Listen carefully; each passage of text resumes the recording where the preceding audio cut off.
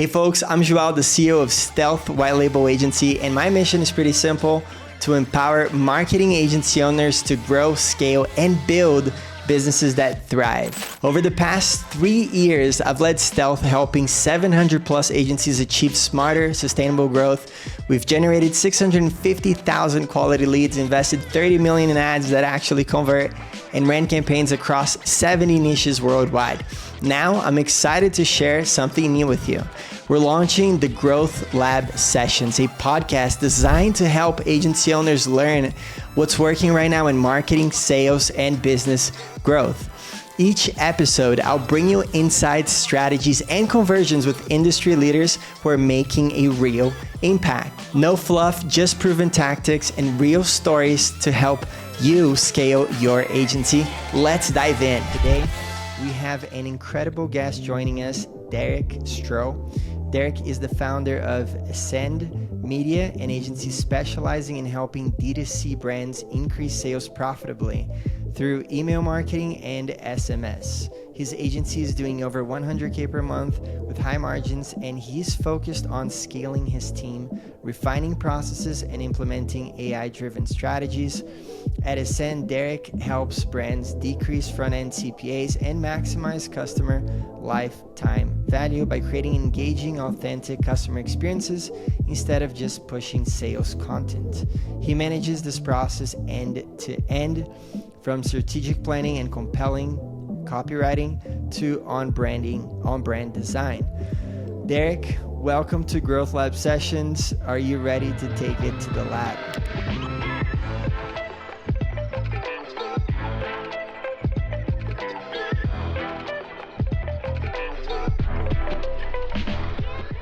Love it, man. Hey, thanks for having me, and that was a phenomenal intro, better than I could have done for sure. All right, cool. Derek, great to have you here. Let's start with your journey. All right. What led you to start Escend Media, and how did you identify email marketing and SMS as your core focus? Yeah, man, great question. I actually started about 9 years ago now, and I started in paid ads. So I started with Meta ads. Actually, it originally started as just organic content. And the reason I started that, I saw a Tai Lopez course. It was the SMMA, the OG one. Went through that, and honestly, I realized I wanted a little bit something more than what I was currently doing. My current job, it was like wealth management, and it really just wasn't a lot of fun, and I wasn't really resonating with what I was doing there at all. And I saw my cap. I saw what my future could look like in 10 years or 20 years, and it saddened me, essentially. So I was like, let's start something different. So you graduated and then went into corporate world? Yeah, went straight into corporate, worked there for about 2 years, and it was like private wealth management. And then how many years did you stay there? There for just under 2 years. Felt like a lot longer though. For sure, 100%. Yeah. Were you, so you stayed there for 2 years, and was that when you were impacted by Tai Lopez and you're like, hold on a second, my life could be much better than this? Yeah, man, it was funny. I at the time I was making like $37,000 Canadian, and I was basically surviving off of Costco frozen burritos. I just moved downtown, just moved out of the house, had virtually no savings, almost 50% of that towards, and it was crazy, man. So I saw that, and it was like $9.97. I went into debt to purchase it. I was like, man, I'm sacrificing my burritos here. Right. And, it was hella scary. It kind of like lit a fire into my ass, and I was like, all right, I got to start changing. Was that year 1 or 2 in corporate? That was it was about 1 year, 3 months. 1 and 3 months. Yeah. And then, so at that month, you made that decision to kind of start looking outside of the corporate ladder. And then did you start something? Was it a side hustle? It was totally just a side hustle. It was funny. Like back in the day, my lead gen and my lead sourcing was through Craigslist. I didn't really know how to do anything else at that time. I literally would go into Craigslist and look at people searching for social media jobs, or looking to hire someone for social media. And I'd hit them up, and my hit rate wasn't the greatest, but I landed, and then I met another one on a wine tour later that year, and I had 3 clients and I was making more than I was making at the bank. And I was like, what am I doing? Like, I think this side hustle needs to be a full-time hustle. So it was about 6 months after that, after I kind of started and brought on my first client, where I was like, this is silly. I need to like do this full time. So I pulled the trigger, ripped off the Band-Aid. People at the bank were like, are you going to be fine? Like, are you going to be able to eat? And I'm like, no. And then literally the next week after I left, one of my 3 clients left, and I was like, oh shit. So then I had to start working on acquisition, a long journey of just getting better at what we were doing, and then eventually building a team and focusing on, at that time it was paid ads. So I built that up. I sold that a couple of years ago. And then I started Escend with the main focus of retention. And the reason I started that is because my previous agency, we were focusing so much on Facebook and Meta, Google, and TikTok ads. I saw so many e-com brands, and then if something happened to their Facebook account, like all hell broke loose. I saw retention because most brands just kind of did it to do it. So that's where, after I exited my previous company, I was like, what do I do next? How was it selling your SMMA? Like, was that a easy process? Were you approached? Like, walk me through that. Yeah, funny. At the time, I had no idea I could even sell it. We were a relatively small team. We were 14 or so when I looked to kind of like take it to market. But I was originally approached, and then I was like, well, I don't even know what this thing's worth. So then I went to a broker. This is kind of what I'm looking at. I'm just curious what, we had a crazy amount of interest. And from the time I listed to the time we closed was like under, or just about 3 months. Wow. Which is crazy. Like, that's almost unheard of. The acquiring company, they wanted to move really quick. And who acquired you? Like, what were they, a marketing agency or just a solo entrepreneur? Yeah, so it was really interesting. It was actually an AI company. Yeah, it was a couple of years ago now. The acquisition went through, and yeah, there was an AI company, and they had basically built an AI that was supposed to improve efficiency and be better than humans at media buying. Right? Okay. If you've ever heard of like Magix, similar platform to that. And so were they actually better at media buying? No. That was the issue. Maybe today they are, right? Well, yeah, and that might be. I think at the time it was just like they needed proof of concept. And I think their system, from what we were told, had worked quite well at like a larger scale, like with big, massive companies that were spending like tens of millions of dollars a month sometimes. It worked well for them. But when you get into like smaller businesses, they're doing 1, 5, 10 in revenue, there's not enough data points for AI to really properly optimize. So I think the system really struggled at that point. I don't know if it's working better at this point, but yeah, at the time it was just like, it was the learning phase. So yeah, it's been interesting. Right. Yeah, no, that's super awesome. Congrats. Like, I don't think that many agency owners have sold a marketing agency, right? If you look at the whole landscape, I think it's becoming more common knowledge a bit now, especially in our circles, of just talking to a lot of agency owners. But, you know, for people listening in, what would you say is a multiple that they can expect to sell their agency for? Great question. So I did a lot of research on this before selling too, because I wanted to understand, like, hey, if there's a couple things I could implement that would just improve things, I want to do it. And I want to implement those so that I can get a higher multiple. We ended up with just over a 3. It was about a 3.3-ish.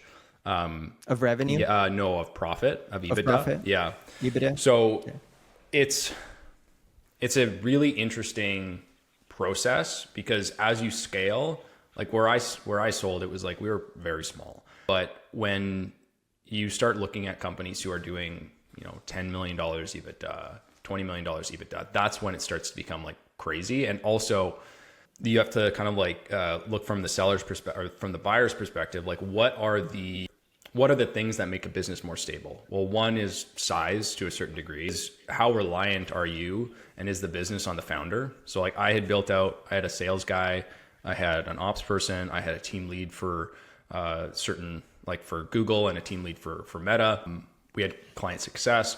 I still involved with the day to day, but like if I got hit by a bus tomorrow, the business would be okay. Yeah.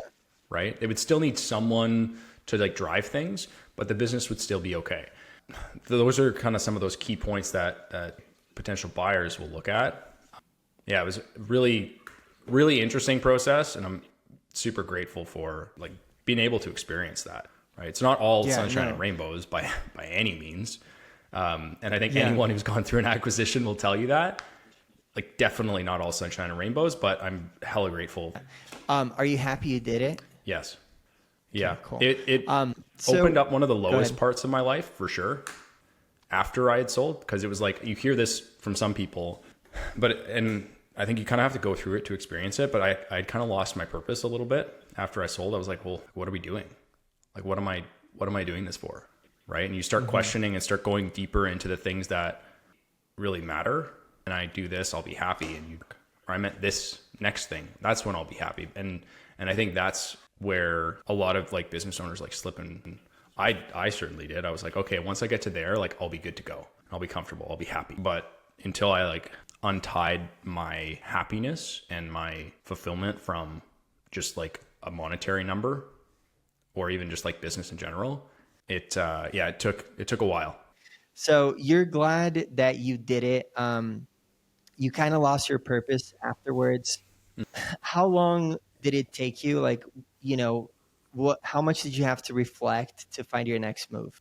Great question. So yeah, it was interesting because like over the last like couple of months before I left, I wasn't feeling great about the direction, and also like how, like what I was doing.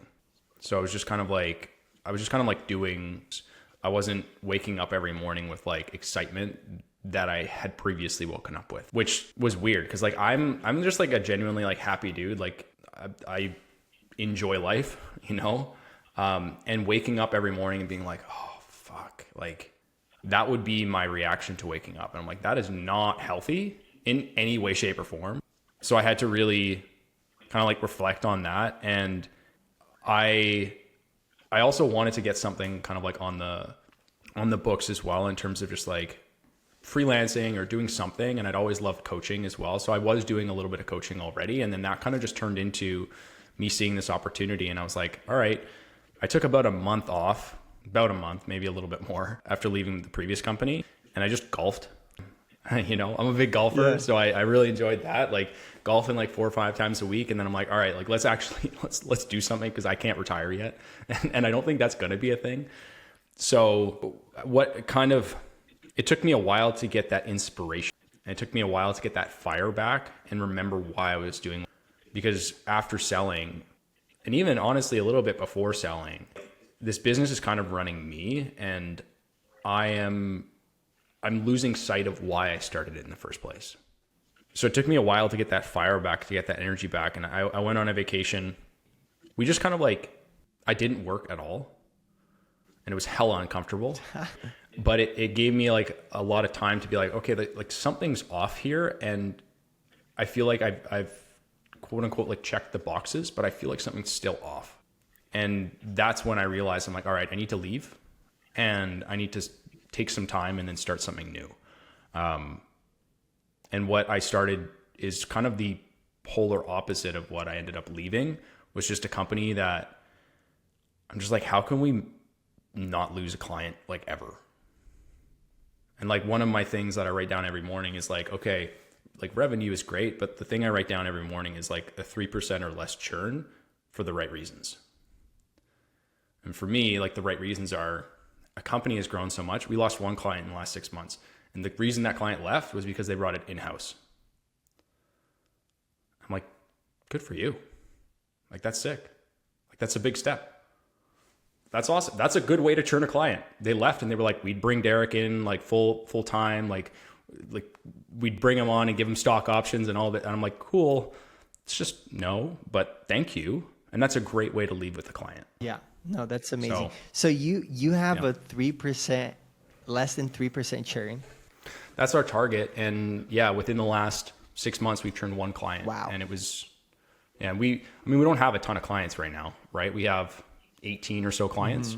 But yeah, one client in the last 3 months, I don't know what that works out to from a churn perspective, probably less than that, probably closer to like 0.3. Wow. That is insane. Which is cool, right? Congrats. But amazing. Thanks, man. Yeah, that's, you know what, man? Like, that's one of the things that, like, I feel like when you go to like conferences and stuff, this is where our revenue's at, or this is where our profit's at, right? And I think like in the agency space, it's all like, oh yeah, I landed like $50,000 in new business or $100,000 in new business. And it's like, sick, but are they leaving next month? You know? No, I love that, man. That is, I think like standard in the agency space is to have a 10% churn, you know, month over month. Yeah. You're talking about a churn of like less than 1%, 3%, right? Up to 3%, let's say. But, you know, 1% in the last six months. That's unheard of. That's unheard of. Nobody is talking about that. I think that's something that you could build upon in terms of your marketing, right? 1%, 0.3% churn. That's incredible, because I think a lot of the fear of clients signing up with agencies is that they kind of been burned by agencies, right? And so you have an amazing churn. That's a very strong selling point for a client. I do want to come back a little bit to you selling. So there is a big move, right? A big move on, so, I mean, you're familiar with the private equity model. You're familiar with the VC model, right? But now there's search funds. Search funds are basically a way for, you know, MBAs of Stanford, Harvard, whatever. There's a big move on them buying up traditional businesses because of all of the boomer generation leaving and retiring, you know. And so I think an interesting point for agency or for, you know, businesses that are selling to listen to this is, what are the top 3 things they could do to increase the value of their businesses so they get their money's worth? What would you say are the top 3 things? The first is team. I just realized like the importance of like having a really great team, because if you have a great team, you're less reliant, or the business is less reliant on you for success. And the less reliant on you the business is, the more valuable it is, typically, right? Like if you're doing all of the sales, if you're doing all of the client success, and if you're doing all of the implementation, you're like, someone's not buying a business, they're buying you. Right. Like they're buying a freelancer. I think 2 would be a consistent revenue source, right? Because that's another big one as well. So you need like a consistent acquisition system, not again reliant on you. And usually if you have a couple, that's ideal, right? If you have, you know, you're doing organic, you're doing cold email, you're doing paid ads, a variety is usually really helpful. And then I think the third would be the like retention of current clients. It's kind of a tricky one, but I think that would fall under my top 3. And like cleaning up your books too, right? I mean, so important. Like, oh my God. These older traditional businesses probably don't have their bookkeeping up to date. So I guess that would be something that, you know, you could hire a bookkeeper to just help you out and get that done, dialed in. So important, because I went off feel for a long time, and just looking at the bank account, I'm like, it's growing, so we're good. But that's such an unhealthy way to grow and scale, because you have no idea how profitable you are, if you are in fact profitable every month. I had a buddy of mine who was in talks to do it, to get acquired, and then his books were a bloody mess. He hadn't like done any bookkeeping for the last 3 years, and I'm like, the sale fell through because it took him way too long to compile all of that, and they were like, no, we're out, right? So that's super important, having a really good finger on the pulse. I was gonna say that, and retention is really important. Like that's kind of like if you don't have that, the rest of it doesn't matter, because like that's the first thing they're going to review is your financials. Cool. Well, you got that sold. Yeah. You found your purpose. You reflected a lot. And, you started the current agency, Escend, right? Right after that. So you reflected on retention, not only for your business, right? But also for your clients. And, a part of most of the focus is always sales. You want new sales, but how do you what's your LTV for your clients, right? How do you generate more money from all of the marketing or previous clients, things like that? So you started tapping into that. And then what was the journey to, scaling your agency to over 100K a month? How did you land your clients? Mm-hmm. Great question, man. So, I mean, it's a process, right? And my goal with this one was just scale slow. It's been about a year, just over a year of like really focusing on it. What we focused on initially was just cold email. We did all cold email, and that's where we landed. Like that worked quite well. But then we started focusing on a couple other things too. So we started focusing on YouTube, like long form YouTube. Started doing a little bit of short form content that has candidly I've sucked at. So I'm trying to do better with that. Yeah. And just like be better with that content, because it's a totally different type of content. And the other one is paid ads. Mm-hmm. So paid ads is really nice once you have some more cash flow. If you want to like turn on the spout and you've ran ads in the past with paid ads, because you could double your ad spend, and it doesn't necessarily mean you're going to double your leads, but at a low level it might, right? So if you're only spending a couple grand a month, if you double it, you'll probably close to double your lead flow. So yeah, it was those sources. It was cold email, YouTube, long form, which is a slow burn, and paid ads has been the top three. Yeah, for sure. And I love that you use cold email to start out with, because, your agency is very focused on emailing, right? So, yeah. I love when agencies acquiring clients through a similar service that they're selling to clients, mm-hmm. right? I started my agency from paid ads, and, we mostly focus on advertising. And so I think you gotta kind of do what you preach in a way. And so getting into brands and them struggling with retention, how does email and SMS marketing improve repeat purchases and increase LTV? Like, break that down for us so that, e-commerce businesses can listen to that and then, have someone to go to help them out. Yeah. Yeah. No, great question, man. I think like when people look at email marketing, oftentimes they look at it as a one-to-many source of like marketing source. It's really more one-to-one. Because like when you think about it, like you send an email and they receive an email in their inbox, it's really like one-to-one. So the closer and the more similar to a human-to-human conversation you can make your emails, the better it's going to convert. And that means like segmentation, a little bit more personalized. That means not writing like you're in like a massive corporation, like just being yourself. Mm-hmm. I think that is such a huge piece of email marketing that most brands just get wrong. It's just they're blasting everyone the same thing. They're not doing any sort of segmentation. They're not really like thinking about the consumer, right? And how we look at it a little bit differently is like we're just looking at where is the consumer in their lifetime cycle, like, or did they just hear about the brand, get to the checkout page and bounce?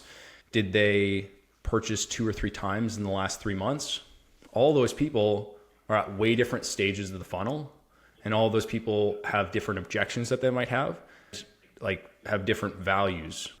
I think that's a good kind of like starting point. Take a look at your customers and see who falls into different buckets and then market to them kind of based off of those different buckets. We use Klaviyo. We're like exclusively Klaviyo right now. You can do similar things on other platforms. It's just some of the other platforms, I should say. There's some platforms for e-com that don't even track revenue. And that is mind-boggling to me. But yeah, we use Klaviyo for all of the segmentation right now. Integrated with Shopify, like some Shopify segments as well. Yeah.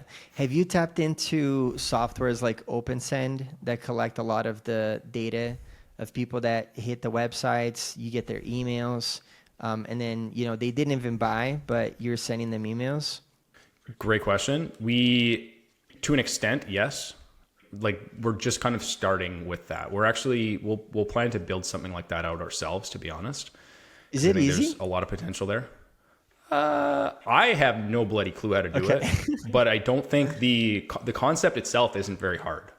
Like, basically what you're doing is you're matching up, like, if anyone's like coding or anything like that on this call, or this you're going to probably cringe, but it's basically you're matching up the IPs. Right. So you're like, okay, this user who's on the site right now has this IP. They have the same IP as this person, which is associated with this email. So you're just kind of like checking that and like cross-referencing that from a larger database. We've worked with a couple of different platforms for that, but it hasn't been a core focus yet. Yeah. So, in terms of use cases and case studies of clients, like, can you tell us about a pretty cool case study of how you were able to improve LTV, increase ticket order, like AOV, right? Can you tell us about a cool case study that you have? Yeah, man. One that comes to mind right away is not like the most sexy. Like, long term, it's really sexy. So what we do and what a lot of kind of email brands or email marketing agents necessarily focus on is just asking customers questions and having conversations with customers. So what we do is initially, right in the pop-up, we implemented this for a client last summer, and we started asking one question. They sell soup, and our only question was, what's your desired outcome from this soup? Like, what do you want? What are you looking for? Why are you shopping with us today? And we gave them 4 different options. It was like gut health, shopping because it's vegan, shopping because it's convenient, or something else. They had never like polled people before, and their marketing initiatives had mostly focused on just basically like, hey, we're vegan, it's super convenient, it's healthy for you, like, buy our soup. But what we found after surveying them is like 70 plus, it's like 70 to 80% of people were shopping just for gut health. So we let the client know, we're like, hey, this is what's going on. We were partnered with an agency who was running there. I'm buddies with the guy as well. So I was like, hey man, like, check out this. These are the stats from this questionnaire that we just did. I think we should do something to do with gut health because I think it'll pop. So they started testing out some gut health ads. Those ads started popping. They built a landing page. We 5x their sales in like 3 months based off of that, which was crazy. That is insane. Right. And now like those types of emails just absolutely pop off. Anytime we're talking about gut health, that resonates so much more with people because like that's what they want. And like that, so that's why I'm like, it's the least sexy thing. It didn't take very long for us to implement, but that one thing just completely pivoted approach to marketing. It's really cool. Yeah, no, that's awesome. I think one way that we apply that in our agency is that we have a meeting every Monday where sales talks to marketing, right? And we review all of the numbers, but we also look at all of the closes to see what ads are generating like the best closes, right? Highest ticket, fastest close. And then we look at the ads that generated the conversion and then create more of those ads. So tying in, right, sales with marketing and thinking of new products that you could push more, right? Thinking of new angles that you could push more and new personas, right? That you can tap into more. Because I think this is my opinion. I want to hear yours. I think when you start scaling ads, you eventually reach a plateau, right? And the plateau usually comes from like that offer is just a bit exhausted. That product's a bit saturated. The pricing isn't as interesting anymore because their competitors selling for cheaper and better. The way for me that you scale is you just tap into other audiences, right? You tap into other pain points, other benefits, other desires. but you really think of new ideal customer profiles and create a whole new campaign for them. But how do you, I mean, you have experience with retention and front end sales. How do you tap into scaling an e-commerce brand? Like, what are the things that you think help a brand scale from 30K to 200K a month? Both in the front end and the back end. Great question. So I think honestly, when it comes down to it, there's different levels of a D2C brand where like maybe from 0 to 30, you're just like getting things off the ground. Maybe from 30 to 100, you're getting a little bit more proof of concept and you have some sort of consistent marketing system. And then from 100 onward, it kind of varies on the brand. Like it depends on like your capacity for growth and like how quickly you can manufacture your goods and whatnot. But I've seen some brands, like one of the brands we work with scaled from like 50 grand a month to 900 in like 4 months. 50K to 900 in to 4 900K months. a month in 4 months. Jeez. Insane, right? Like absolutely bananas. And that's not common, but people see case studies and they're like, oh, this is normal. For me, I think the biggest thing that I've seen is just something consistent and really doubling down on what's working, but then also making sure you're not 100% reliant on that thing. So I think up until 100K, you could kind of just have one source of acquisition. But then once you hit 100K, I think it starts to become more important to have a couple different sources of acquisition and then also looking at the efficiency of that acquisition. And what I mean by that would be like, okay, if you're sending traffic and your traffic currently costs like $2 per click or $1 per click or something like that. I think I might be dating myself. Probably more like $2 a click. So it's like $2 a click.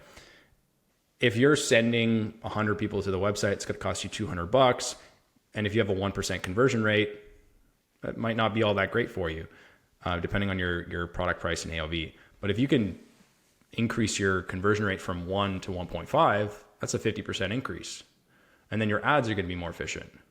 And not only are your ads going to be more efficient from you could spend the same amount and make more, but also Meta is going to look at that and be like, these guys have a higher conversion rate. There's a better customer experience. We're going to reward these guys with lower CPMs, which is then going to lower your cost per click. This may not be the answer you're looking for, but I would say, and kind of the ethos that I use with my company now is instead of focusing on more, right? So instead of focusing on spending more on acquisition or acquiring more customers, focus on having a better customer experience, being better for your existing customers, and then focusing on building that acquisition system to make it better and more efficient versus like just spending more on something that's like, oh, this is like marginally okay. You know what I mean? No, for sure. I love that. You're all about quality, right? You're all about retention, quality. I love that. How are you integrating AI into your processes today? Dude, this is a beast. Because we both went to that conference and I think we both came out of it and we're like, let's go. There's so much we could do. Yeah. Right now it's looking at, okay, how can we improve efficiency? It's kind of like what I just said there with AI though. Yeah. Improve efficiency with current roles. So I think like with our team, we've got 3 roles, right? We've got a strategist, we've got a copywriter, and we've got a designer. The copywriter is relatively efficient. We're leveraging AI. It's not 100% like we just input something and then it spits it out. It's, hey, we're going to be like finessing that still. I think we can get to a point where it's almost identical if we start really training an agent up, which will be our next step. Graphic design, I think we're a little ways off. I think there might be some efficiencies, but I think we're still a little ways off from that. And then strategy, for us, it's more so about like, again, creating more efficiency for the strategist so that they have more time to focus on needles. So if we can leverage AI to help with some of our reporting, if we can leverage AI to help with ideation, there's certain things that we will be able to optimize, but then there's other things that it's just like, hey, you know what, it doesn't make sense to optimize this because client communication, it's like, okay, sure, you can optimize it to a degree, but like the communication and the relationship is everything, right? Obviously the results, but if you don't have that relationship either, if you go through a time where things are a little bit shaky, then those are some of the areas right now, but there's so much to tackle. You can relate. Yeah, no, for sure. I think for me, since meeting you and going to Agency Founders a month ago, 3 weeks ago, my mind has been just running with AI ideas and research, talking to people, seeing what other people are building, seeing what other people are using, right? In terms of workflows and what it seems to me, I've been using AI since 2022, I think. Like the New Year's when GPT came out, that blew my mind. I started using it, but I've been just interfacing with it. I think the whole play is to create so many different agents and workflows and pull data from this and then have 30 agents that do all these different things. And my mindset right now is that AI is just about imagination, because really anything is possible, because you have the capability, like AI is smart enough to do something extremely well if you prompt it and give the relevant that it needs to output, right? And so there's like a few tools that I've been playing with, and just really thinking about connecting data sources, right, to somewhere, and then having different do different things. And then the more I think about this, the more ideas and the more features and the more agents that I think about, right? If you think about segmentation, there's so many new ideas that you can think about segmentation by using AI, tapping like AI into Klaviyo and saying, hey, I want you to do X, Y, and Z, right? If you think about new product ideas, you can develop so many new products, right? By seeing what people are responding to, the emails that you're sending out, the forms that you're sending out. You could tie that back into the marketing to, I don't know, A/B test some sort of offer, right? Or just create or like focus on a product that they're not advertising as much, and then kind of communicate with the ads manager and be like, how much are we spending on this product? What should we be spending more? Like, what other products should we be selling now? Based on the forms that clients are filling out, based on what they're selling. And so just like, it's infinite. I think the magic right now, and like, not the magic, but I think that the people that are going to be most successful are the people that can imagine the most, because the tools are there. I honestly think that's the possibilities are kind of endless. And for me, right now, I'm like, I just don't know what I don't know. I don't know what AI can do in this situation. Like, is this something that's easy to do? Is this something that has been done a lot? Or is this something that's like relatively complicated? I think you're spot on though. I think there's some limitations. I think more so it's like creative limitations. But outside of that, and even with that, like, dude, I've seen some crazy shit recently. I'm like, there's no way that's AI. But it is, right? No, I think, it's spot on, man. I think AI right now is getting so good, and I'm seeing like some new platforms that are coming out that are backed by big VCs that are actually delivering great creatives, right? And it kind of feels. I used to have a sales director that used to sell, right? So I come from tech sales. I went into the corporate road from university, stayed 2 years, bounced, right? I was in a tech startup in the Silicon Valley. So similar story to you. And then what happened is this sales director, super cool guy, old school. And then I remember this one story. He was telling me that he used to basically have a bunch of different discs that he used. I forgot the name of those discs. It's like those like old style square that you put inside of a CPU. The floppies? Floppies. He used to have the a floppy disk, bro. He used to have a floppy for like all of these different accounts and a way. And he was kind of like creating a CRM for his own company piecing all of these different things together, a Word document or whatever document it was at the time.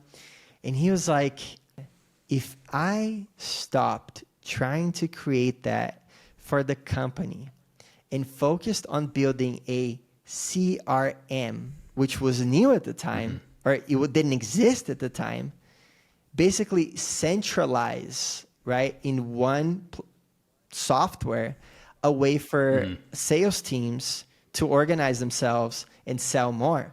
I would have been so rich because we were kind of reflecting on Benioff and his success with Salesforce.